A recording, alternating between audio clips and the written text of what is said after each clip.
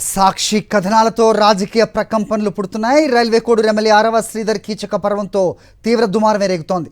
మహిళను వేధించిన ఎమ్మెల్యేపై కూటమి ప్రభుత్వం ఇప్పటివరకు చర్యలు తీసుకోలేదు. డైవర్షన్ కోసం కాలయాపన కమిటీని తెరపైకి తెచ్చింది జనసేన. 3 సభ్యులతో విచారణ కమిటీ ప్రకటించింది. జనసేన నేతలు టి శివశంకర్, రమాదేవి, టీసీ వరుణులతో కమిటీ వేసింది జనసేన. జనసేన ఎమ్మెల్యే శ్రీధర్ కమిటీ ముందు హాజరై వివరణ ఇవ్వాలని జనసేన ఆదేశించింది. దళిత మహిళను వేధించిన ఎమ్మెల్యేపై చర్యలు తీసుకోవడానికి ప్రభుత్వం ఎందుకు వెనకాడుతోందని ప్రజలు ప్రశ్నిస్తున్నారు. మహిళా ఉద్యోగిని మోసం చేసిన ఎమ్మెల్యేపై ఎలాంటి కేసు పెట్టలేదు ప్రభుత్వం. జనసేన పార్టీ దృష్టికి ముందే ఈ విషయాన్ని బాధిత మహిళ తీసుకెళ్లింది కూడా. జనసేన ప్రధాన కార్యదర్శికి ఎమ్మెల్యే శ్రీధర్పై ఫిర్యాదు చేసింది మహిళ.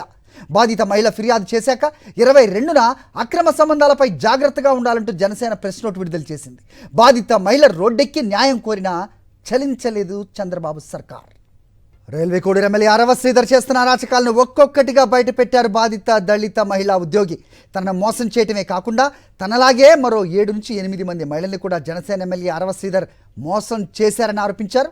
రూమ్ బుక్ చేసి వచ్చేయమని నేరుగా అడిగేవాడని, దానికి సంబంధించిన మెసేజ్లన్నీ తన దగ్గర ఉన్నాయన్నారు బాధిత మహిళ. దీనిపై అప్డేట్స్ మా కరెస్పాండెంట్ సురేంద్ర ఇస్తారు. సురేంద్ర,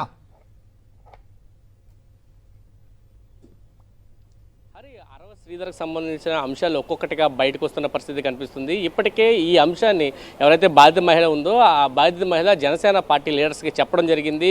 అయితే ఇది జరిగి దాదాపు నెల రోజుల సమయం కావస్తున్నా పార్టీ నుంచి ఎటువంటి పట్టించుకోవడంతో ఆవిడ నిన్న మీడియాకి ఎక్కిన పరిస్థితి కనిపించింది. అయితే ఒక్కసారిగా ఈ విషయం బయటికి రావడం, మీడియాలో చర్చ జరగడం, సాక్షి ఎక్స్క్లూజివ్గా ఆధారాలన్నీ బయట పెట్టడంతో ఒక్కసారిగా జనసేనలో కదలికి వచ్చింది. దీని మీద విచారణ చేయాలంటూ కూడా ఆ జనసేన కమిటీ 3తోటి ఒక కమిటీని ఏర్పాటు చేశారు. శివశంకర్, రమాదేవి, అదేవిధంగా వరుణ్, వీళ్ళ 3తో ఒక కమిటీని ఏర్పాటు చేస్తారు. అయితే ఈ కమిటీ ఏర్పాటు ఎందుకంటే నెల రోజుల క్రితం ఎవరైతే బాధిత మహిళ ఉన్నారో ఈ బాధిత మహిళ అక్కడ పార్టీ లీడర్స్ చెప్పారు, పార్టీ రాష్ట్ర ప్రధాన కార్యదర్శిగా ఉన్న వ్యక్తికే ఈ సమాచారాన్ని ఇచ్చారు. ఈ సమాచారం ఇచ్చినా ఇప్పటి వరకు ఎటువంటి చర్య తీసుకోలేదు. కానీ ఈ రోజు బయటకు వచ్చిన తర్వాత ఆ చర్య తీసుకుంటున్నామంటూ, దీని మీద విచారణ జరుపుతున్నామంటూ ఒక కమిటీని వేయడం, పూర్తిగా ఈ అంశాన్ని తాస్తారం చేయడానికి, అదేవిధంగా పక్కదారి పట్టించడానికి అంటూ కూడా ఆరోపణలు వినిపిస్తున్న పరిస్థితి కనిపిస్తుంది.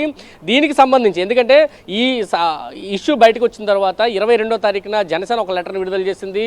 మానసిక రుగ్మతలున్నా ఇతర సమస్యలున్నా అవన్నీ కూడా బయటికి రాకుండా చూసుకోవాల్సిన బాధ్యత ఉంది. ఇవన్నీ కూడా జనసేన పార్టీ మీద రుద్దే ఒక ప్రయత్నం జరుగుతుందంటూ ఇతర పార్టీల మీద, అదేవిధంగా కొంతమంది వ్యక్తుల మీద రుద్దే ప్రయత్నం అయితే జనసేన ముందుగానే చేసింది.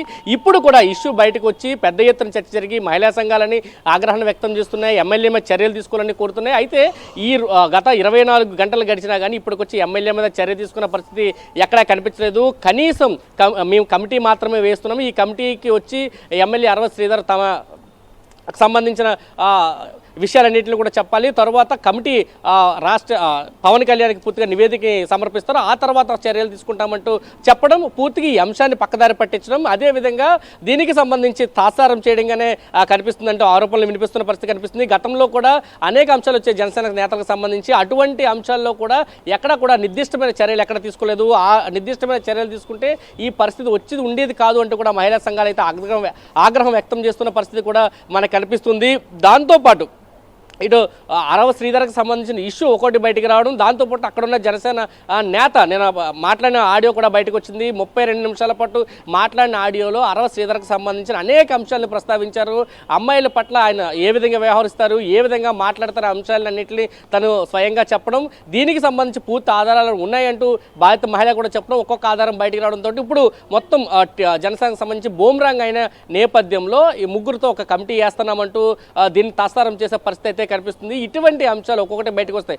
పవన్ కళ్యాణ్ ఎన్నికల ముందు చెప్పారు, ఎన్నికల తర్వాత కూడా అనేక సభల్లో చెప్పారు, మీటింగ్స్లో చెప్పారు, ఎవరైనా మహిళ మీద ఆలోచన వస్తే, మహిళని కించపరచాలని చూస్తే, మహిళల గురించి తప్పుడుగా ఆలోచిస్తే మేము చర్యలు తీసుకుంటామన్నారు.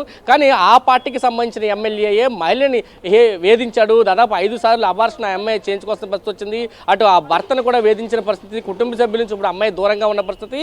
పూర్తిగా ఈ నెల 7వ తారీఖున నాది ఎటువంటి సంబంధం లేదు, ముందు పెళ్లి చేసుకుంటాం హామీ ఇచ్చి ఇప్పుడు ఎటువంటి సంబంధం లేదని అని చెప్పడంతో అమ్మాయి రోడ్డు ఎక్కిన పరిస్థితి. అయితే ఇవన్నీ కూడా బయటికి రాకుండా ఉండడం కోసం అమ్మాయి చాలా ప్రయత్నం చేసింది.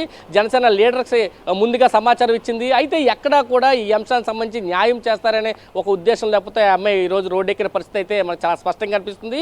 దీంతో త్రిసభ్య కమిటీ వేసిన ఆ త్రిసభ్య కమిటీ వల్ల కూడా న్యాయం జరుగుతుందా లేదా అనేది ఒక అమ్మాయి అయితే ఆందోళన వ్యక్తం చేస్తున్న పరిస్థితి. మహిళా సంఘాలు కూడా, ఎందుకంటే ఇటువంటి ఇష్యూ బయటకు వచ్చినప్పుడు ముందు సస్పెండ్ చేయాలి, దాని మీద విచారణ చేయాలి, కానీ అటువంటిది ఏం చేయకుండా మేము ముందు విచారణ చేస్తాము, తర్వాత చర్యలు తీసుకుంటాం అనే విధంగా మాట్లాడుతున్నారు. పవన్ కళ్యాణ్ కూడా ఢిల్లీలో ఇదే అంశం సాక్షి రిపోర్టర్ ప్రస్తావించినప్పుడు కూడా దాని నుంచి పక్కగా వెళ్ళిన పరిస్థితి, సమాధానం చెప్పకుండా కారెక్కిన పరిస్థితి కూడా కనిపిస్తుంది. ఆంధ్రప్రదేశ్లో మహిళలకి రక్షణ లేకుండా పోయిందనేది అయితే చాలా స్పష్టంగా కనిపిస్తుందనే చెప్పాలి. హరి రైట్ సురేంద్ర.